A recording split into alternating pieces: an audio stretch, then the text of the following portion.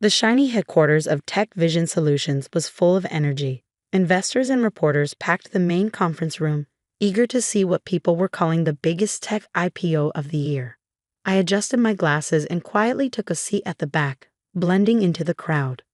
"Ladies and gentlemen," the investment banker announced, "please welcome Tech Vision's founder and CEO, Jack Porter." My ex-husband walked onto the stage with confidence. In his expensive suit and perfectly styled hair, he looked like the picture of success. The audience clapped loudly. "My name is Olivia Chen, and 5 years ago, Jack Porter stole my idea. Tech Vision's new security system," Jack said smoothly, "will change the way we protect sensitive data. Our advanced technology can predict cyber attacks before they happen." I glanced at my tablet, checking my email. 3:45 p.m. In 15 minutes, everything would change. The journey wasn't easy. Jack continued, flipping through slides. "When I first came up with this idea, people said it was impossible. But with hard work and many sleepless nights, we made it happen." I almost laughed. Those sleepless nights had been mine, staring at my laptop coding while Jack told me I was wasting my time. "No one's going to buy security software from a woman," he had said. Back then, I was working as a cybersecurity analyst while developing my own AI-driven security system.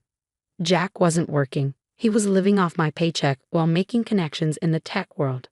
"Our technology is unique," Jack said. "It doesn't just react to cyber threats, it learns and adapts."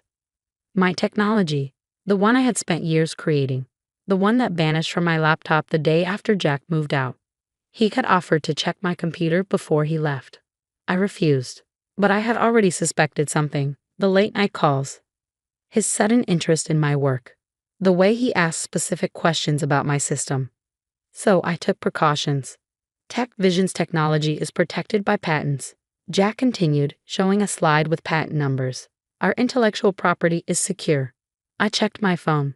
3:55 p.m. In 5 minutes, my lawyer would be sending some important documents to the SEC and Patent Office. Jack was still talking about future plans when the door opened. A serious-looking man entered and whispered something to the investment banker. The banker's face turned pale. "Mr. Porter," he said nervously, "we need to stop the presentation. There's been a development." Jack frowned. "It can wait. We're in the middle of." "Sir," the man interrupted, "the SEC just received a patent challenge. The IPO is on hold while they investigate." The room filled with whispers. Investors checked their phones. Reporters started typing frantically, and I smiled. "That's impossible," Jack shouted. "Our patents are solid. Who's challenging them?" That was my moment. I stood up and took off my glasses. "I am." Jack's face went from confused to shocked to pale when he recognized me. What are you doing here?" he stammered. "Hello, Jack," I said, my voice steady. "It's been a while." I walked to the front of the room and held up my tablet. 5 years to be exact. Since the day you left, with a copy of my work and a dream of becoming a tech CEO. "This is nonsense," he snapped. "Security, get her out of here." "I wouldn't do that," I said calmly, "unless you want to explain why you're trying to silence the real creator of your core technology." I connected my tablet to the presentation screen. The room fell silent as documents appeared. Patent filings dated years before Tech Vision's code, development logs, and most damaging of all, emails from Jack himself, discussing how to steal and reuse my work. "You see," I continued, "while you were busy filing patents on stolen technology, I was keeping records. Every test, every line of code, all time-stamped. And now, just as you're about to profit off my work, the truth is finally coming out." Jack's face turned red. "You're lying. I developed this technology myself." "That's what you told everyone," I said. "But the evidence says otherwise. Would you like me to explain the code, the neural network structure? Because I can you?" The investment banker was reading something on his phone. His expression darkened. "Mr. Porter," he said, looking up, "the SEC is reviewing these documents. They appear to be legitimate." "Of course they're legitimate," I said. "Just like the cease and desist order your lawyers should be receiving right about now." Right on cue, Jack's phone buzzed. He checked it, and I saw the moment he realized he had lost. But I wasn't finished. For the next hour, I walked the audience through my evidence. Investors whispered to each other. Reporters took notes. Jack's carefully built image was crumbling. The neural network system, I explained, pulling up my original code, was designed to predict cyberattacks. Each layer learns from past threats.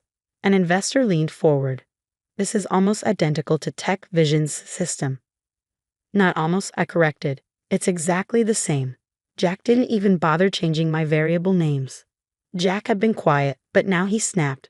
This proves nothing. I-security isn't a new idea. Then explain it, I said. Explain the encryption method I created. Explain why I used a modified sigmoid function for activation. He opened his mouth but said nothing. The room waited. That's proprietary information, he finally blurted. Actually, I said, showing another document, it's all in my original patent, filed 3 years before TechVision even existed. The investment banker and his legal team were whispering urgently. One of them walked over to Jack and spoke in a low voice. This is a scam, Jack suddenly shouted. She's my ex-wife, bitter about our divorce, trying to get money. But the damage was done. Everyone in the room knew the truth. I held up my hand. Let me stop you right there, Jack. This isn't about money. It's about the truth. About giving credit where it's due. I turned to face the room. 5 years ago, this man stole my work, my dream, and used it to build his success. Today, I'm taking it back. Jack laughed, but his voice shook with panic. You can't just walk in here and... Actually, I can. I cut in, nodding toward my lawyer, who had just entered. The patent office has already started an investigation. The SEC is stopping the IPO while they review the case. And most importantly, I pause, letting the moment sink in. I now own the majority of Tech Vision Solutions. The room exploded in shock. Jack's face drained of color. That's impossible, he whispered.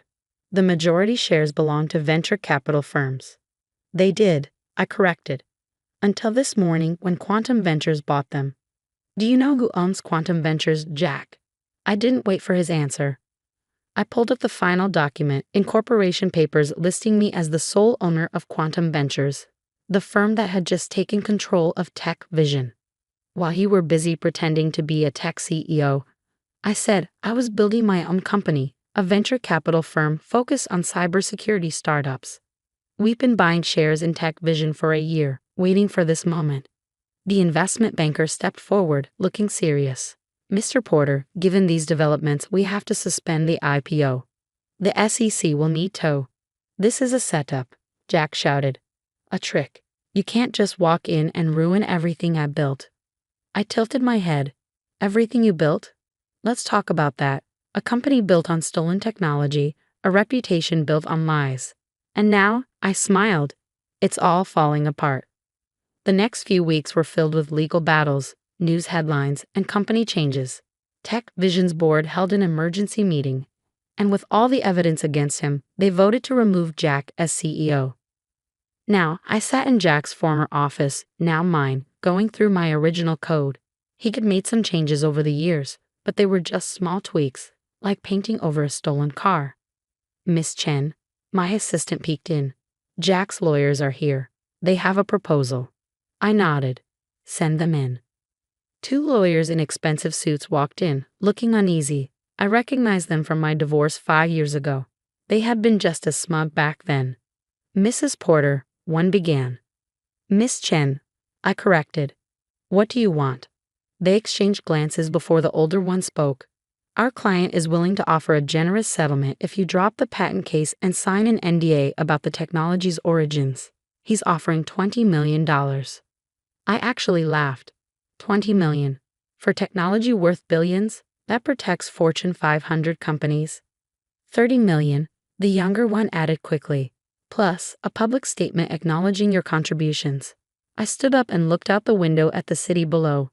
Let's be clear, this isn't about money. It's about justice. Your client didn't just steal my code. He tried to erase me from my own creation's history. Miss Chen, the older lawyer said carefully, legal battles can take years. The bad publicity could hurt the company's value. The company's already damaged, I said, turning back to them. Because it was built on lies. But I'm going to fix that starting today. I folded my arms. Here's my offer. Jack publicly admits he stole my work. resigns from the board, and gives up all his remaining shares. Those shares will go into a foundation I'm creating to support women in tech.